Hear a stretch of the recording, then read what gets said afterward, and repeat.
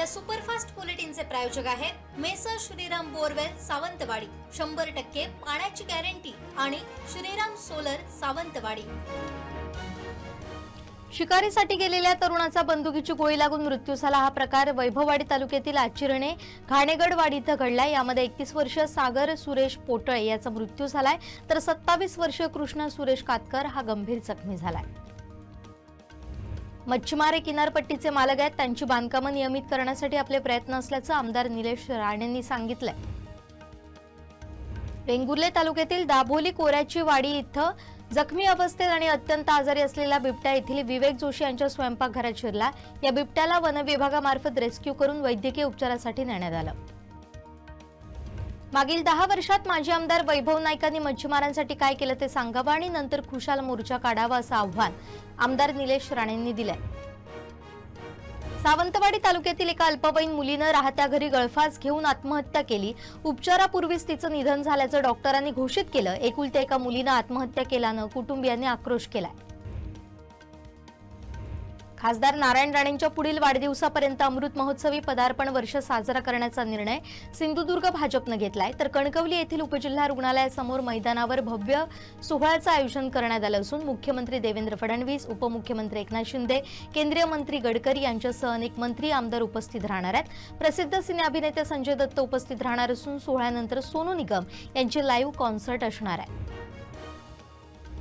गोळीबार घटनेनंतर पोलीस अधीक्षक मोहन दहिकर वैभववाडीत ठाण मांडून बसलेत। घटनास्थळावरील पंचनामा पूर्ण केला असून या घटनेत आणखीन काही जणांचा समावेश आहे का याचा पोलिसांकडून शोध सुरू आहे। कालावल खाडीपात्रात रेवंडी समोर होणाऱ्या अनधिकृत वाळू उपशाविरोधात तळाशील ग्रामस्थांनी 30 मार्चपासून आंदोलन सुरू केलं। आमदार निलेश राणेंनी आंदोलनस्थळी भेट दिली। लोकप्रतिनिधी अधिकारी ग्रामस्थांसोबत आहेत असा शब्द दिल्यानंतर 10 दिवसांपासूनचं सुरू असलेलं हे आंदोलन स्थगित करण्यात आलंय।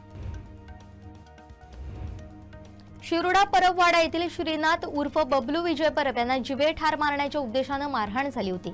यात परब गंभीर जखमी झाले होते। दरम्यान शिरोडा खासबागवाडी येथील दर्शन गडेकर, भूषण गडेकर यांच्यावर गुन्हा दाखल झाल्यानंतर फरार होते। गोपनीय माहितीच्या आधारे शोध घेऊन सावंतवाडी बावळाट खालचीवाडी येथून त्या दोघांना पोलिसांनी ताब्यात घेतलंय।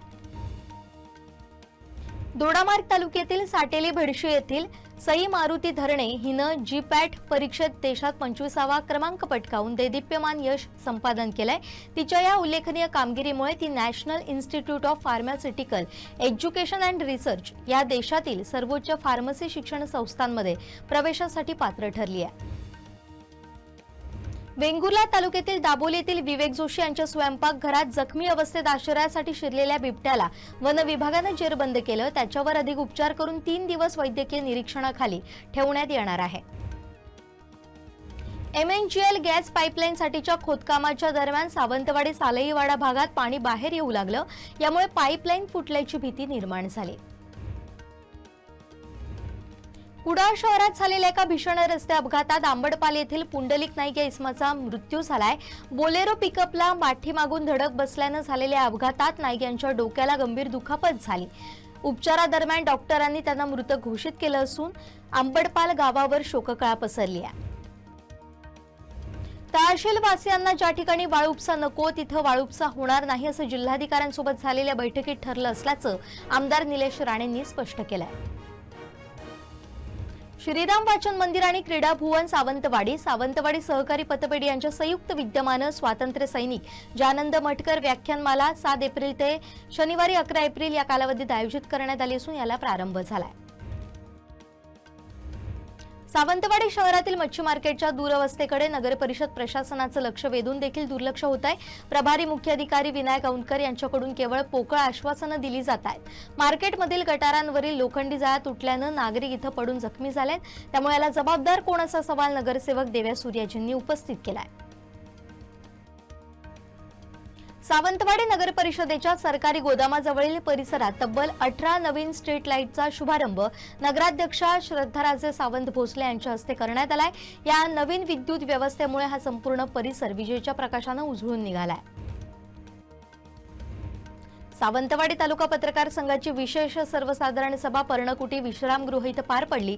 यावेळी जिल्हा पत्रकार संघ कार्यकारिणीवर तालुका पत्रकार संघाचा प्रतिनिधी निवडण्याबाबत चर्चा करून ज्येष्ठ छायाचित्रकार अनिल भिसे यांची बिनविरोध निवड करण्यात आली।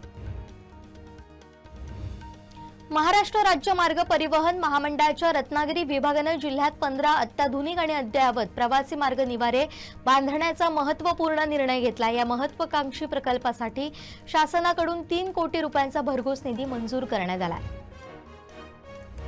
गुहागर तालुक्यात एकाच रात्री विविध ठिकाणांहून तब्बल 7 गॅस सिलेंडर चोरीला गेल्याची धक्कादायक घटना समोर आली। काही वस्त्या आणि निवासी भागांमध्ये चोरट्यांनी रात्रीच्या अंधाराचा फायदा घेत डल्ला मारलाय।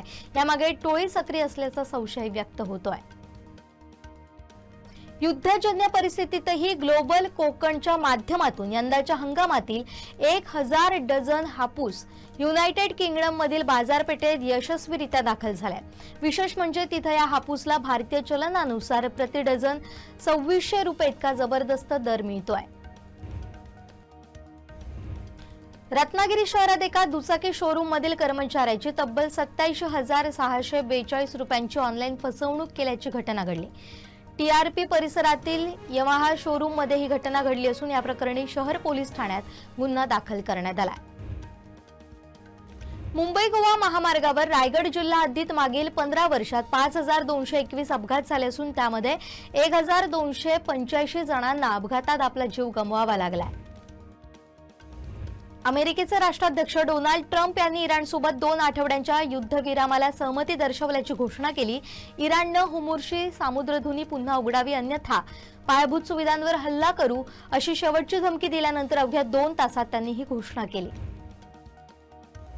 अमेरिका इराण शस्त्रसंधी आणि कच्च्या तेलाच्या किमती घसरल्यानं भारतीय शेअर बाजारात मोठी तेजी आली आहे। सेन्सेक्स 2500 अंकांनी तर निफ्टी 3% जास्त वाढलाय।